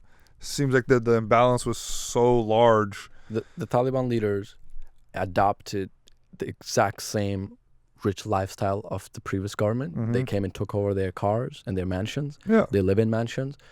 They don't have Dubai visas like the previous ones, but they're marrying off 4 wives as many as they can. Yep. The wealth gap in Afghanistan, the overall wealth of the country went down with the Taliban, of course. Yeah. But the wealth gap, I would bet my money on it, is probably higher than the previous ones, because the Taliban they live a lavish life, and everybody else is just struggling. People. If you can ask 100 people in the streets in Afghanistan, you conduct a survey, if they were better off, they had more work or more money in the previous government than now, of course they'll say way more before. To a point where like I talked to my friends back home, and it's like, dude, man, like people in the past, if they were really poor, they would drive a rickshaw. Now you could drive a rickshaw all day and nobody's gonna hop on because you just got no money. And the Taliban leaders, they drive Land Cruisers and fancy cars, and the idea that the wealth gap increases is not true. Some of them probably still have homes in Pakistan. Some of their kids go to like schools in Qatar. It's such a lie. But what about enemy you know versus the enemy you don't? Yeah, and that's kind of what it is. It's like it's better to be governed by your own oppressor than an outside oppressor. No, we're not governed by America. During the 20 years, we were able to go out and elect whoever we wanted. We knew for a fact that... Did you know that America was profiting by being in Afghanistan? That they were trying to get resources from Afghanistan? They could have been. I'm not saying that they were truly there to help. And that they were there strategically for air bases against Iran and stuff. They are in almost every other country for at least their own benefits. They're in Qatar for their own benefits. They're in Saudi Arabia for but at the same time, it also helps Qatar and Saudi. So like if I'm the leader of Afghanistan, like... You think it's better to be under the American empire? To be aligned with the U.S., of course, than to be aligned with. At the same time, I would have to be very pragmatic at the very time, like who we need to align with. But let me tell you a story. So I'm trying to go back from Thailand to Afghanistan in 2020 in this COVID time, and I can't get a flight ticket because everything is blocked. There's nothing to go back. I take my phone, and at the time, the presidential palace had a phone number in Afghanistan, Ghani, and there's 3 phone numbers, and I call one that was for like media affairs. Yeah. I call it, and some lady picks up, and she say, "What network are you with?" I say, "I'm not with no network. I'm stuck in Thailand, and I'm trying to find my way home." Yeah. And she's like, "Just give me 1 second. I'll forward you to somebody else." Forward me to another lady, and she takes a pen, apparently, asks me where I am in Thailand, what my name is, how old I am. and tells me back. I kind of tell her like, I was a bit mad. I was kind of loud with her. Yeah. And she tells me, like, the president is fully aware of like all these Afghans stuck across these countries, and I'll figure something out for you. Okay. She never reached out back to me or anything, but the fact that I could call the presidential palace of Afghanistan a country so malfunctioning, That that story country that didn't was go started the with rebels, Yes. and she could at least tell me that the president kind of cared, made me happy. I didn't expect that This story is to go the that way. liberal part of you that I dislike. Because the thing is, liberals like things that looked polished, but no work gets done. That's like the criticism. I can't call the Taliban to do that for me. Yeah, but if the But Taliban, nothing like, yeah, changes we though, got right? you, bro. We're thinking about you, and they do nothing. First It's of the all, same if you shit. call the Taliban, a woman wouldn't pick up. That's Oh, I see. It's going to be a deep voice. Whoa, because they have to Yeah, pretend to be a or man. they just won't pick up, and you'll be in the exact same situation that you're in. Exactly. So it's Come on, man. Come on. What were you hoping to accomplish with that story? To say that, like, look, at least they responded to me. That they cared about. But it goes back to what Daoud is saying, that But people the are in same- positions and getting money from the government that wouldn't probably be able to do shit. Nothing actually does anything. No, it's just, but it's that's just the point, shinier. right? But that's the point, right? Where if you say something against the Taliban, Yeah. you're gonna be in prison. Mm-hmm. Versus you Which, could have been which loud we with agree. authorities. You should be able to criticize it's the a government. symbol of a democratic kind of, it's a malfunctioning, but yet a democratic governance. But then they use Islam there. They're like, you should never criticize somebody publicly. I don't agree with that. Not everybody in Afghanistan is going to agree with your version of Islam. You don't have to dictate people. Afghans have been Muslim for centuries. Mm-hmm. We had Imam Abu Hanifa. We contributed to Islam as a faith. We don't want like a couple people that grew up in some random religious madrasas in Pakistan to come and teach us Islam. Yeah. It's our religion. We know it, and especially we don't want them to come From with Pakistan. their bullshit Oh, and yes. kind of institutionalize their version of Islam into the governance. Because Afghan society, while at large Muslim, is not all Muslim. Not all everybody is super religious over there. Some people are more, one believe in one thing or the other. It's a diverse community. It's a diverse society, and I also don't believe that there should be any kind of religion in the government. Yeah, a secular government. Yeah, I'm probably I in the don't same disagree. boat. Yeah, we're with you. But I forgot what I was going to ask. Go ahead. all good. You got anything?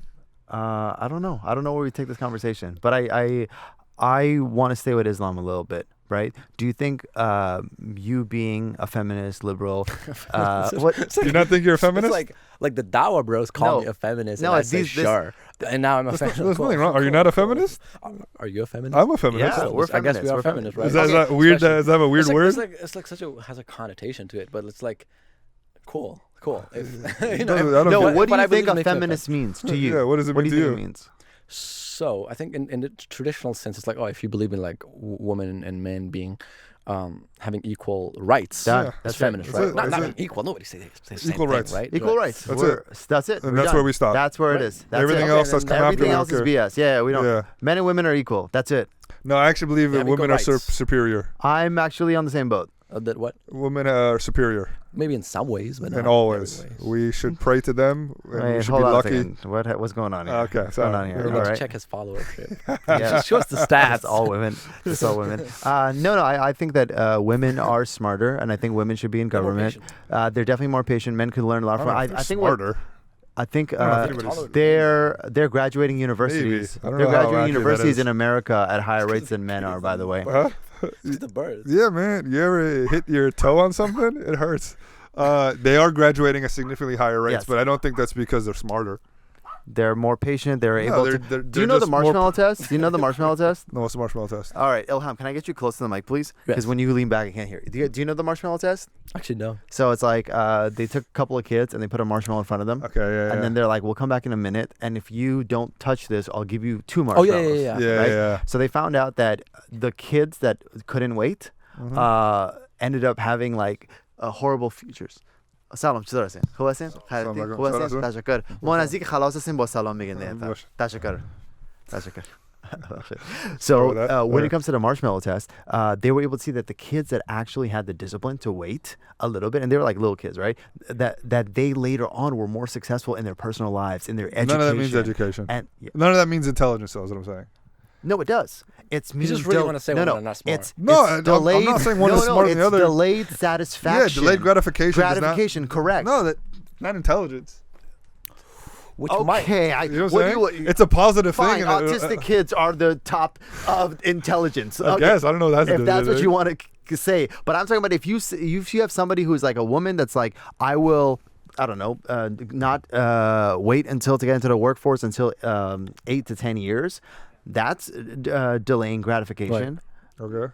So, in a sense, that those women are smarter to have this long-term approach towards education than men can, because we're so ADHD to be like, I need to be successful today. Right. We want to do drop shipping before we want to go to law school. There we go. Yeah, but I think that's part of the patriarchy, though. It has nothing to do with intelligence. I think it has so to do with the expectation of what's put on men. So why do you think Muslim women, but let's just say Muslim women, makes more than their male counterpart in America? Couldn't tell you why. Why do you think? I think they come from great backgrounds, being Muslim, the and guy then could being a also come from woman. the same background. Why does their brother not make the same? I think amount? expectations on them. I think social. I think you just socially, answered it before. What's that? It's a delayed gratification. Fair enough. It's like the guys. Well, it's also because like So they just don't being have a as much woman, that freedom, doesn't right? matter about Muslim women. If you right? go to like UCLA Afghan Student Association, right? Yeah. Which I know currently some people in there are great. Yeah, I perform Great for people. them. They're really cool. Very, very Yeah, cool people. I'm at the different associations. How many are there men? How many are girls? I bet you. It was my more dollars is women. more If women. there's better looking girls, there's usually more guys that show up. Hilarious. No. Overall, like I would assume that. Let's just say assume for the sake of the argument that every single Afghan at UCLA is part of the organization. So here's my argument, right? My reasoning. I don't know the actual reason for why please. this statistic exists, but my thinking is that like, of what I know about a typical Muslim American family, Yeah. the guy has way more freedom, the son, to do whatever, pursue his passion for basketball, rap, whatever. But the girl, she's supposed to. This guy just fucking Googled. She's supposed to. Comedians, music. With the girl, they're supposed to know. You could go to school and just that's like pretty much the only thing you could do. Maybe hang out with your friends and Qamaria once in a while. Sure. And anything beyond that you can't do. For sure. So that kind of sets them up on this like pathway like of I guess grad school and maybe even post grad school. I agree And with all this. what's the correlation between education levels and income in America? It almost significantly For sure. triple as you go above the education grade. It triples, right? And I see a lot of like with my own friends, Muslim friends, male and female in America. Like their brothers are, they broccoli hair. They're obsessed with BMWs and they love Air Jordan. sure. Weird stuff happening. And meanwile, like their sisters are like going to like, oh my bad. Yeah. Well, my sisters are educated. I'm not. It's great. I Googled both of us and tried dude. indirect, specific examples. Yeah. Meanwhile, the girls, somehow they want to go to medical school. I don't get it. Yeah. Some women, or you do? No, somehow most like Muslim girls I know. Well, everything you just said is accurate. It's part of the accurate? patriarchy. Do you confirm as an Afghan American? For sure. No, I think everything you're saying is so accurate. I don't disagree. I think it's very accurate. It's also it is part of the patriarchy, right? It's this coddling we do of the men, right? It's like it's different patriarchies, but like in the Afghan household, the way it's set up is the men are treated very differently. Oh, kind you of have better. a boy! Congratulations! Exactly. You got a boy. You don't agree? Is this one of those cases where patriarchy benefits women? I guess, but not necessarily. Yeah, indirectly. freedom more important or more Indirectly, long education? term. I guess You know what I'm that's a saying? good point. It Long does. term, Yeah, it does in a weird way. Yes. The same way living in the hood makes you want to get out of it more. You know what I'm saying? I Like see what it's you mean. not You made the best out of circumstances. All right. exactly. You know, you're put into a situation that you need to succeed or it's detrimental. Yeah. But why do we still have meher if women makes more money? There we go. This guy's going all over the place. Yeah, like dude. it. We're I like it. still, but what's a dowry though? No, dowry and Same. mehers are different. Wait, it they're different? Yeah. they're Dowry is the opposite. Meher is more like a guarantee kind of. Marry you give to the women. Yeah. Dowry. Is it Well, because in y'all break up? Afghanistan, dowry we get the is dowry? also. Well, in Afghanistan, dowry is different than India. So in India, the female family gives dowry to the male family, but in Afghanistan, the male family gives dowry to the female family because the idea is you're giving me your daughter, she's going to come to my home and build my home. So What's why the a- heck would you pay me? what's a It good makes dowry? sense. I think the Indian dowry doesn't make sense at all. The Afghan dowry makes sense. If I'm the guy, I have to pay. Well, I thought You it's think the that makes dowry sense? the men get it, and then the meher that you give to the woman. No, but in Afghanistan, it's the opposite. Meher you also give to the woman, the dowry you also give to the woman. In Afghanistan, like if you expect like dowry from your Fuck the like, from the patriarchy woman, sometimes. Well, you the know? thing is, here's what I like what it means, right? It's kind of like I'm so successful or I come from such a good family that this is like nothing to me. So it's a sign of wealth. It almost seems like maybe it was a good thing at play back when there was polygamy, when you were like, look how rich I am. And the rich guy is just buying 20 wives while the poor guy only has one wife because he's a fucking idiot. So I think that that's one of those situations. Today, Wait, how does that change anything though? What do you mean? But like, why do we have meher when woman makes more money now? Oh, today. No. But even then, I'm curious. okay. You say the rich guy can buy more wives, Yes. but that nothing stops him. Do you mean today? Then, Yes, he would. So the guy who's rich is polygamist, and the guy who's poor has one wife. But it only makes sense if the dowry is not from the woman, but from you. yeah. So you think it's coming from your family, not you? No, so usually the dowry, Yes. In it's like, India. I guess it's Indian. I thought it was everywhere. India, it goes to the men, the dowry. Wait. I thought right now we're just talking about all going to the women. Okay, I'll go Okay, into I'll the go Yeah, with all okay, going to the okay. women. That's where I'm with you. So I guess we're all basically saying that the Indian dowry makes 0 sense. No, I say I prefer the Indian dowry. I want money to I come to live me. by that, Yeah, dude. I want the money to come to me. Dude, dowry bows, bro. There we go. Wanting something and making sense is different, though. Yeah, I don't think either of them make sense, if I'm being honest. Yeah, and I think today And we modern day world, that's what we Yeah, question. modern day world, we why don't do care. But also, do I'm they gonna care? say something controversial. Let's go. Finally. You haven't thus far? Finally. I think meher is ghetto. Okay. Didn't expect that. Let's keep going. Let's keep So going. basically, Ghetto almost in what every way? successful woman I know in my life, who has her own career and she knows her own, like Yeah, I she's see where you're secure going. about her own income, right? Yeah. When she looks for a guy, Yeah. I am not only like speculating, but I know it from the reality. Meher is not off. Maybe not even the 100th thing. She's got so many other things. She's like, I don't care about how much meher you can give me. Okay. I got my money. Yep. I care how you are as a person. I care if I find you attractive or not. Do you have emotional intelligence? Are you available? Versus a woman who is so fixated on meher requirements, essentially is saying, I'm insecure in my own ability to make my own money because I don't have my career, I don't have my education. I disagree therefore I'm completely. gonna I expect it. disagree interesting. completely. I respect I that. disagree completely. I would like to hear your perspective because I was like nodding, like this guy's spitting. So the women that I know that are coming from an educated background and have more money are kind of like, I need you to be at my income level or higher. But they don't want. They don't That's need to different pay than for meher, them. though. That's different. No, That's no. different. So Keep going, keep that's going, keep that's going. my criteria. But now when it's time for what when do you discuss the dowry? During the nikah? The, meher, that's new nikah. Yes. Okay, It's a negotiation. Got it.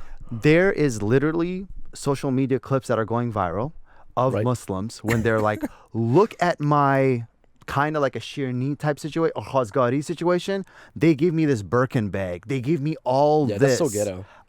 No, but I'm saying yeah. so when you're saying ghetto, because in my mind, I think like you mean like they come from poverty or they're not like. I So think it's like class. low class. you're taking Yeah, low class. is what he's saying. Okay. Yeah, If you're talking about low class, I'm talking about these people are successful. Like I'm talking about like financially You they're can be doing rich well. and still be Here's where I agree with you. and Okay. lose tact. Right. you know? Okay, Here's okay. where I agree with you. Like, yes, a Tell woman me. who is successful wants a man in her own status. For sure. Absolutely.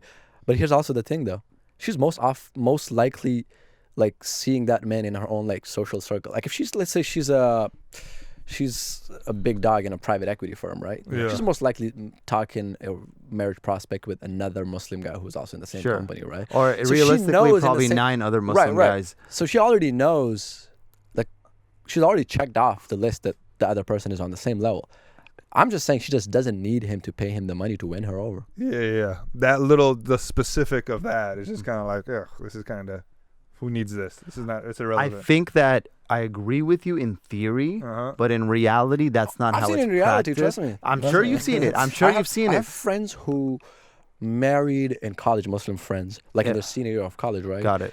And they, Are you talking about African Americans? Or are you talking about I think they were Afghan? Muslim Americans. Okay, Muslim Americans. They didn't even discuss meher at all because, Yep.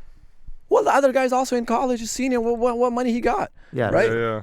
She likes him for who he is as a person. She's known him for a good while, and they know they've got career ambitions together to For figure out, sure, right? for sure. So Yeah, it should not it's be such a particularity thing. If you're a woman who wants a very high meher, I'm not saying there's anything wrong with you, but you better be expecting that from either somebody who's got generational wealth or somebody who's late into their career. Yeah, I also that's think a great, I think great it's, take. Yeah, Great take. I also think it's more just like a trend thing that's been popping up a lot lately. Social media. I think it's the stuff that you said. You know how like African Americans are becoming more Talib? They're Yeah. trying to go back to traditional ways I would and say please absorb do not some. popularize that opinion that Afghan Americans become. Brother. Dude, it's not I an don't know opinion, how many there dude. are. Look at our DMs and we'll fuck. Yes, bro. If like, you a are an lot- Afghan American who's pro-Talib, DM me and I'll cuss you.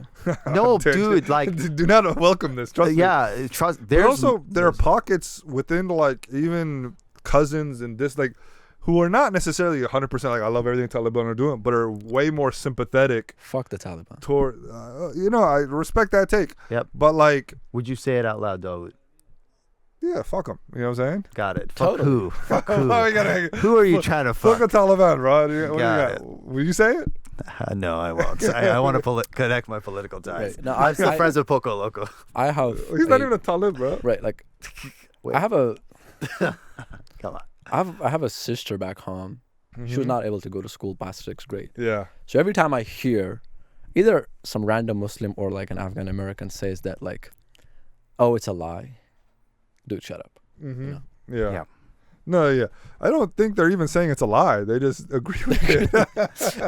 They're just like, yeah, dude, I fuck with it. So we like everything about it. I think that we had a great conversation thus far. Yeah. And this means that, bro, you got to come back because we didn't discuss all the things we wanted to Yeah, discuss. we got to start wrapping So up. we got to do this again. But bro, I think that we'll put all your social media links so people can connect with you, check out some of your content. I think like it's crazy how Dawood independently found you. I independently found you through the algorithm, Yeah. and we both were like, this guy's fucking spitting.